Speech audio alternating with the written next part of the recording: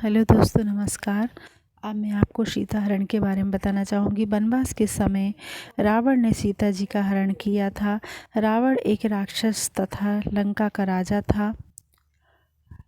रामायण के अनुसार जब राम, सीता और लक्ष्मण कुटिया में रहते थे, तब एक स्वर्णिक हिरण की वाणी सुनकर पर्णकुटी के निकट उस स्वर्ण मृग को देखकर देवी सीता व्याकुल हो गई। देवी सीता ने जैसे ही उस सुंदर हिरण को पकड़ना चाहा, वह हिरण एक या मृग घनघोर वन की ओर भाग गया। वास्तविकता में यह असुर द्वारा किया जा रहा एक षड्यंत्र था, ताकि देवी सीता का अपहरण हो सके। वह स्वर्ण मृग या सुनहरे हिरण राक्षस राज रावण का मामा मारीच था।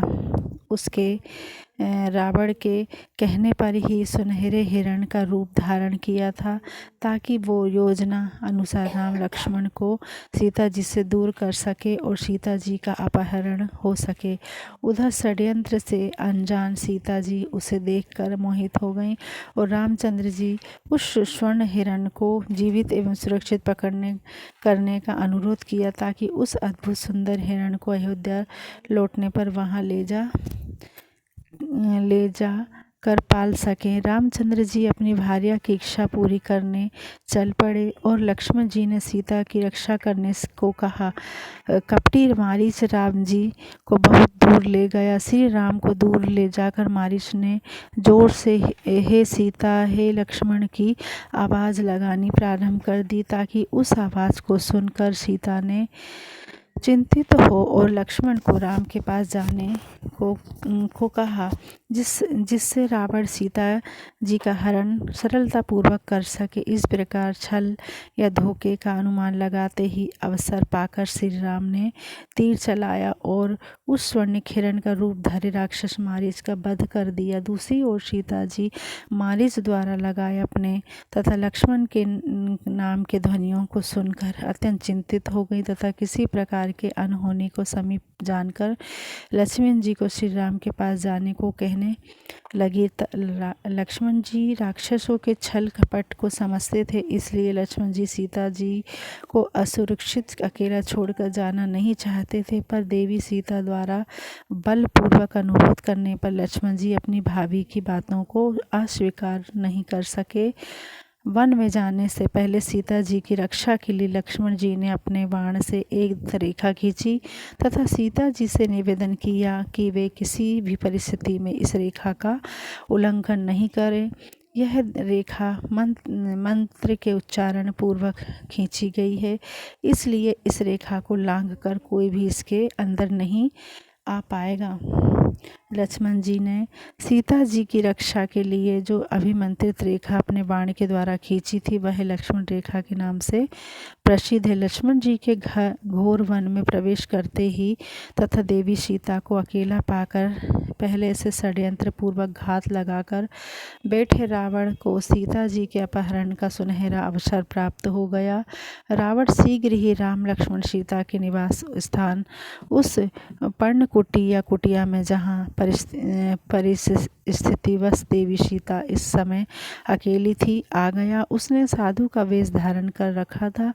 पहले तो उसने उस सुरक्षित कुटिया में सीधे घुसने का प्रयास किया, लेकिन लक्ष्मण रेखा खींचे होने के कारण वह कुटिया के अंदर जहां देवी सीता विद्यमान थी नहीं घुस सका। तब उसने दूसरा उपाय अपनाया। साधु का वेश तो उसने धारण किया ही था, तो वह कुटिया बाहरी द्वार पर खड़े होकर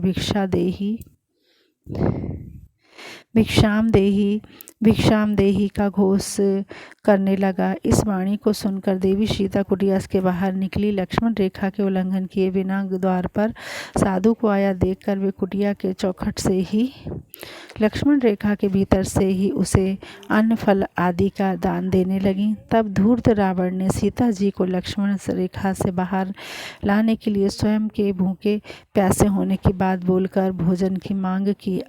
आर्यावर्त की परंपरा के अनुसार द्वार पर आए भिक्षुक एवं भूखे को खाली हाथ नहीं लौटाने की बात सोचकर वो भोजन जल आदि लेकर भूलवश लक्ष्मण रेखा के बाहर निकल गईं। जैसे ही सीता जी लक्ष्मण रेखा के बाहर हुईं, घात लगाए रावण ने झटपट उनका अपहरण कर लिया। रावण सीता जी को पुष्पक विमान में बलपूर्वक बैठाकर ले जाने लगा। पुष्पक विमान में अपाहत होकर जाते समय सीता जी ने अपने अत्यंत उच्च स्वर में श्री राम और लक्ष्मण जी को पुकारा तथा अपनी सुरक्षा की गुहार लगाई। इस ऊंचे ध्वनि को सुनकर जटायु नामक एक विशाल गिद्ध पक्षी, जो मनुष्यों के समान स्पष्ट वाणी में बोल सकता था तथा पूर्व काल में राजा दशरथ का परम मित्र था, वन प्रदेश को छोड़कर आकाश मार्ग में उड़कर पहुंचा। जटायु देखता है कि अधर्मी रावण एक सुंदरी युवती को अपहरण कर लेकर जा रहा है तथा वह युवती अपनी सुरक्षा की गुहार लगा रही है।